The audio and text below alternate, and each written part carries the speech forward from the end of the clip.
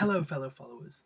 Judges, soothing as a therapist, she runs her fingers through his hair and says, "Now lie back and tell me everything." 10 pegs through skulls, flaming torches tied to the tails of foxes, and honey from the carcass of a lion. It's time for the Book of Judges!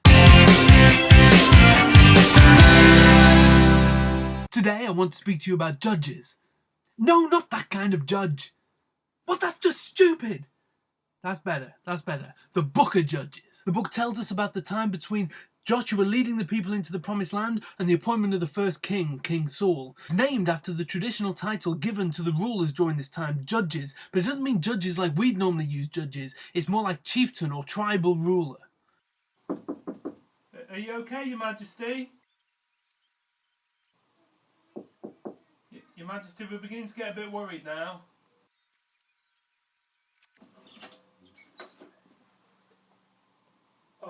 The book has a beginning, a middle, and an end. And the introduction takes us through what we're about to see again and again and again throughout the Book of Judges. The Israelites do evil in the eyes of God. God gets angry with them and they get conquered and enslaved by someone else. They cry out to God for help. He sends them a judge who frees them. Then they come and live in peace for a time being until the judge dies, and then it all starts again as the Israelites turn back to doing evil. A total of 12 judges, which match the 12 tribes of Israel, and some of their names can be said, and some of them I have no idea how to pronounce. 7 of the 12 basically just get a sentence, but 5 of them get their stories told properly. Stories like this. Okay, so you're gonna pretend to hammer me on the side of my head.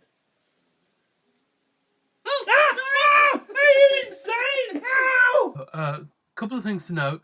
Judges makes it quite clear that God uses imperfect and improbable people. In fact, almost all of the judges have, by the standards of the time, something wrong with them. So Ehud was left-handed, which at the time was a serious disability. And even worse, Deborah was a woman.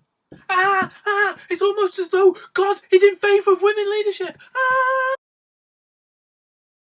Secondly, it's not so much a circle as it is a downward spiral. The first judges, people like Ehud and Deborah, they're seen as being good, faithful people. By the middle, you've got people like Gideon, who starts out good, but by the end has gone really bad. And the last judge, Samson, well, let's just say he wasn't great. Samson clearly doesn't care about anyone else, and he does some seriously crazy things. So, for example, at one point, he kills over 100 Philistines with a donkey's jawbone.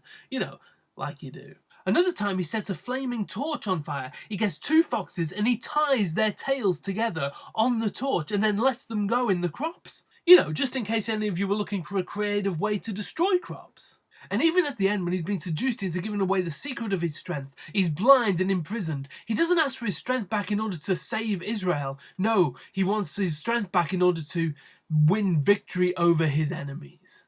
By the end of Judges, we're in a very bloodthirsty book full of rape and gore and revenge. But importantly, we have this repeated phrase, "In those days there was no king in Israel. Everybody did what was right in their own eyes." In other words, God does not approve. He wants order, not chaos. And there we have it, the Book of Judges. God bless, fellow followers.